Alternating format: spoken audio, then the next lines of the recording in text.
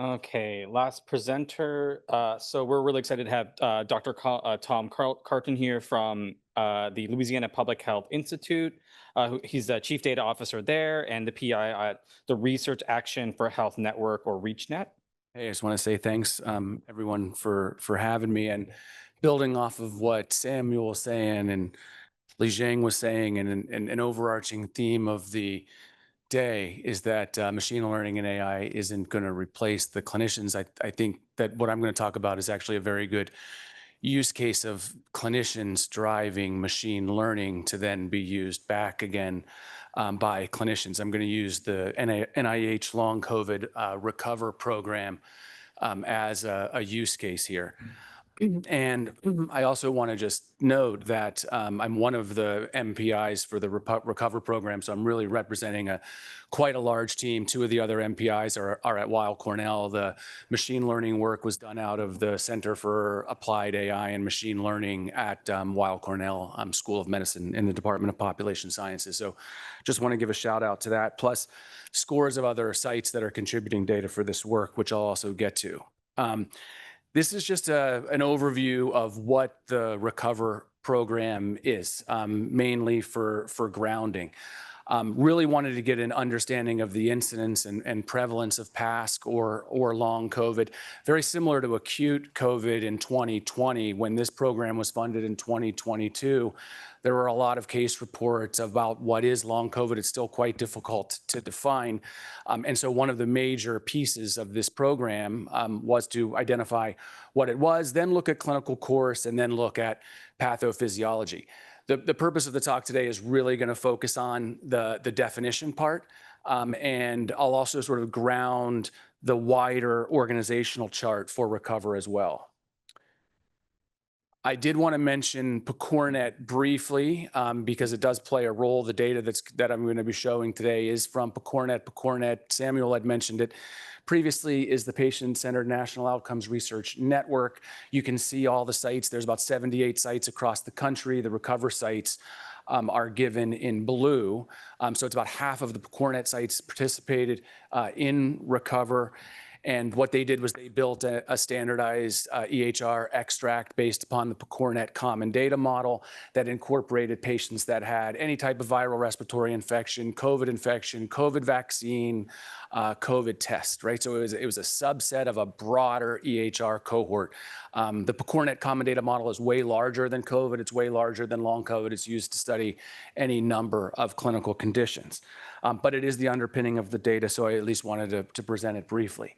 I also wanted to frame where this work is. For those of you that know Recover, it's a huge program. And so it incorporates a good number of cohorts and hub sites. So there are 3 EHR data hubs. One of them is PCORNet adult population. Another one is the PCORNet pediatric population that's based at CHOP. And a third one is the N3C consortium. But it connects into 15 adult cohorts, 8 pediatrics, 7 autopsy hubs, and 2 pregnancy hubs. And I'm going to call out later in the presentation the connection between the PCORNet adult, squared in red, to the pregnancy cohort, because we have a use case of the computable phenotype with that. And then also the 3 other EHR cohorts, which were all simultaneously working on definitions of long COVID. So overall objectives, again, is the first large-scale analysis of long COVID, implement high-throughput screening and causal inference pipeline. Really, that's where the machine learning comes in. Produce generalizable, reproducible definitions, and then connect into clinically meaningful phenotype development. Again, the focus of the talk here is really going to be on the EHRs for definitions of long COVID or PASC. And so this is really where it starts. And this was a schematic of really the first experiments to identify definitions. And so it started with a clinical review that identified about 137 potential clinical manifestations of long COVID. Within that, we compared COVID positive to COVID negative patients with those 137 potential clinical manifestations as outputs. And we looked at the manifestations of those 137 outputs from an incident perspective in the 30 to 180 days following the acute index event, which is the test positive for COVID-19. We adjusted scores of covariates because we're working with large EHR data here using inverse probability treatment weighting. And then we compared hazard ratios across the therapeutic areas to identify clinical signals of long COVID to build into a rules-based computable phenotype that would be the long COVID outcome for dozens of future studies in the PCORNet EHR program. So it was really a clinical review, connections with the machine learning team to set up the causal inference pipeline to know what to look for. That's the reason why we first identified the 137 manifestations. Otherwise, you end up testing this on thousands of clinical manifestations, and just to test the 137 took days, if not weeks, of computing time to really run that causal inference pipeline. So what we ended up finding was about 25 signals across about 8 therapeutic areas. Many of the things that you would expect, many of the things that relate to the patient reports from the Recover patient teams or from case reports that clinicians were seeing in long COVID clinics. And so amongst these particular signals, we created a computable phenotype that identified incident long COVID conditions. And we developed this definition that we called any PASC or any long COVID, because each of these are essentially subphenotypes. Subsequent work has looked at pulmonological, cardiological manifestations. Really, all I'm focusing on today is a very narrow definition of our any PASC or any long COVID definition. Now, I'll take this back to the 3 cohorts down at the bottom. So the definition that I just showed you was the way that our team with the Weill Cornell analytical team really attacked the PASC definition. The pediatric team approached it a little bit differently. A lot of those manifestations that I just showed you that were present in adults were not present in kids. In fact, in kids, the major manifestation of long COVID was MIS-C. So they built a much narrower clinical definition amongst the pediatric cohort. The N3C team went about their definition a little bit differently. They also used machine learning models, but they trained machine learning models on patients that were seen in long COVID clinics that have been set up at academic medical centers really all over the country. So that became the testing ground to identify the long COVID cases, and then they applied that model to a broader EHR network of patients that are seen across clinical settings, right? So you can imagine at Weill Cornell or at Tulane, there's clinical settings across the board, and then there are long COVID clinics, and that's the way that the N3C team went about doing it. Now, I'm going to show you a slide in a second that the prevalence rates of PASC were really quite different, and the CORNet adult definition was a broader definition, has a much higher prevalence, and the N3C and the pediatric definition were significantly smaller. However, the trend lines across all 3 of these EHR cohorts really did mirror the trends that we were seeing in long COVID in the population writ large. I can say, like, it was probably about a year in. I was telling Jeff at lunch, it was probably about a year into the program that these definitions were really clearly defined, that we never really got around to kind of plot them against the line like this. And it was really a sigh of relief when we realized that the definitions, although one might be an upper bound and one might be a lower bound, at least the trend lines were similar. And subsequently, each of the different EHR cohorts have done similar or complementary analysis to basically set a connection or an association between long COVID and some research question of interest, and then also do validation studies across different cohorts. So it's been very interesting the way that the cohorts have been able to work together. Now, one of the things that we looked at was like, whoa, we've clearly identified a broader population than others. And so we looked at ways that the numerator might affect the way that the long COVID rates were. And this was many years ago when you read like news reports and prevalence of long COVID anywhere from like 1% to 35%. This really helps kind of put it in perspective. And really what it comes down to is how many diagnostic codes within those 24 set that I looked at earlier do we need to identify a long COVID patient? So if you just need one, that gives us the main definition of 23.4. If you require two, we call it the persistent definition.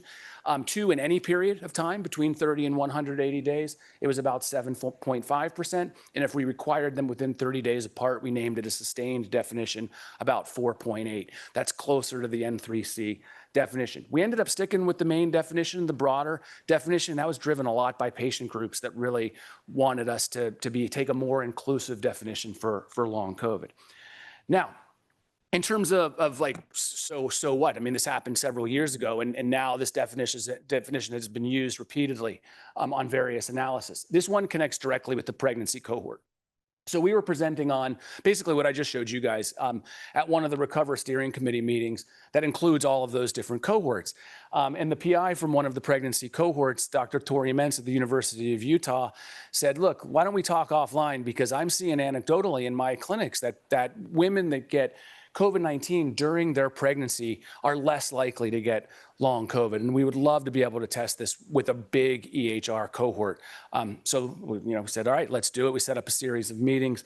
This outlines the set of experiments.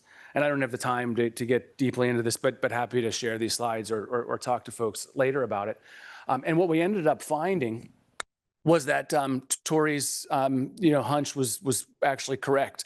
And there are various clinical explanations as to why this might be the case. A lot of it having to do with immune response during pregnancy. I'm no OB, I'm no infectious disease doc, so I'm not going to sit here and claim that I know the reason. But we have worked with the pregnancy cohorts to develop out theories and hypotheses for this. But the data clearly show that women that get COVID during pregnancy are less likely to get long COVID. And then I mentioned before that each of the different EHR cohorts will oftentimes do validation studies on top of something that was discovered within one cohort. So we discovered this in the adult Picornet cohort. The N3C team then, in one of the similar types of meetings, said, we'd like to try to reproduce those findings. And they did, we worked together, we did reproduce the findings. What you're seeing at the top is the Picornet primary outcome, the PASC, that's the long COVID prevalence definition that I showed before, about 23%. You do see a quote unquote protective effect of COVID during pregnancy. If you look all the way down to the bottom, you see even more of an effect with the N3C primary outcome. That is their machine learning algorithm. Again, they come in at about 6% prevalence. So the algorithms operate off very different definitions, but the associations to COVID during pregnancy turn out to be the same. And then what you see underneath, like all that stuff in the middle, are a number of the subphenotypes that the Picornet team has built out over time. So you're basically looking at subphenotypes of any PASC definition. A couple of points to just lay out here. One is that transformative potential effects of these large healthcare databases. The pregnancy cohort actually is a prospective cohort. It recruits pregnant women into a cohort and follows them over time. So what they were seeing in that cohort, they wanted to reproduce in the larger EHR cohort. And so that was pretty cool. Another thing about this is that Picornet is a distributed network, but Recover is a centralized program, meaning data is extracted from all of the sites and stored at a central data center that's operated by Weill Cornell Medicine and CHOP. So the data is in one spot, which allows for a lot faster machine learning algorithms. They're getting way better, and you're able to do a lot more distributed machine learning and AI. But when we were first doing this, it was much easier to do it from a centralized piece.